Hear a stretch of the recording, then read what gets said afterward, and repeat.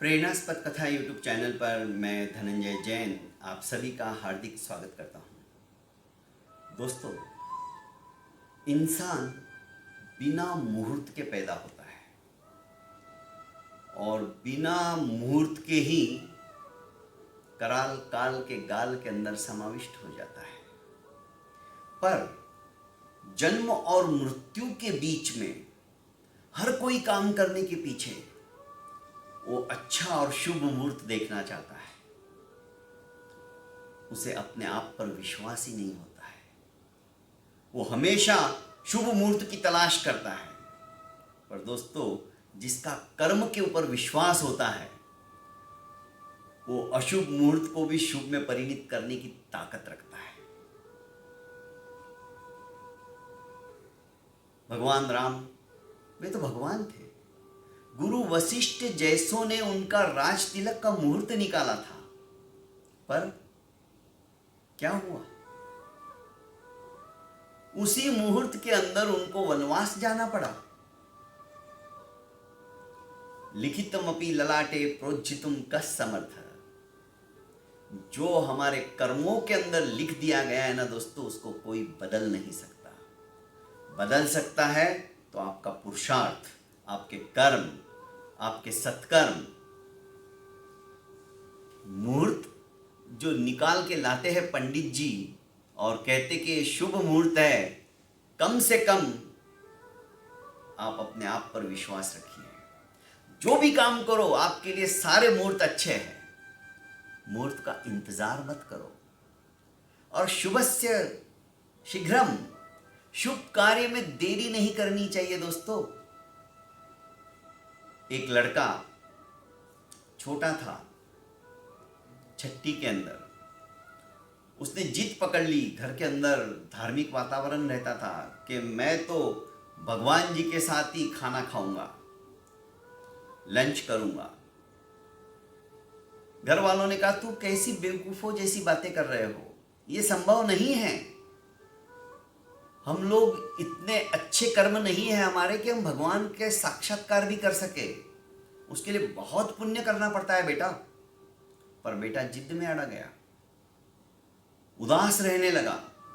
एक दिन उसने सोच लिया, ठान लिया कि आज तो मैं भगवान के साथ बैठकर ही खाना खाऊंगा।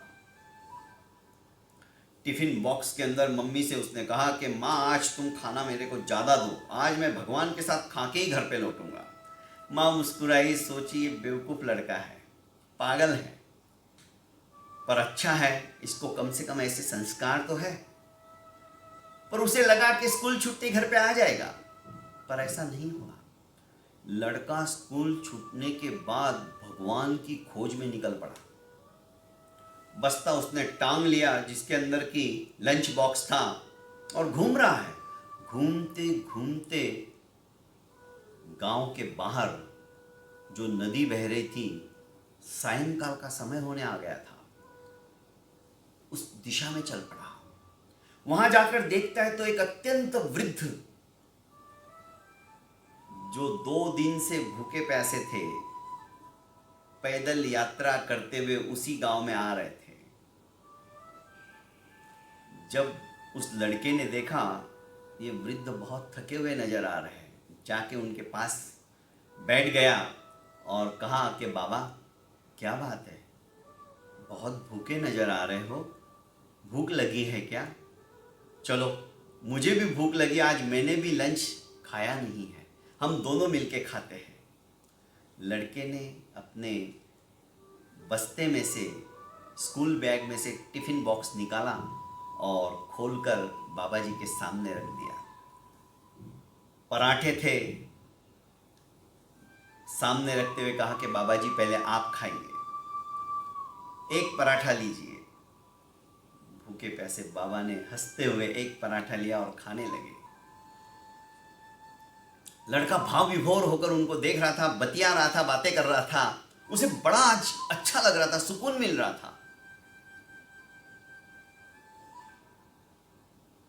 वृद्ध बाबा ने कहा कि बेटा तुम भी खाओ। लड़के ने भी खाया क्योंकि वो भी भूखा था। दोनों ने भरपेट खाना खाने के पश्चात लड़के का ध्यान अचानक अस्ताचल की ओर जाते हुए सूर्य की तरफ गया तो उसने कहा कि बाबा जी मुझे जाना पड़ेगा, घर में मम्मी परेशान हो रही होगी, परिवार के सदस्य परेशान हो रहे होंगे, क्योंकि मैं घर जाने के बजाय इस तरफ आ गया हूं स्कूल से सीधा, डांट पड़ेगी।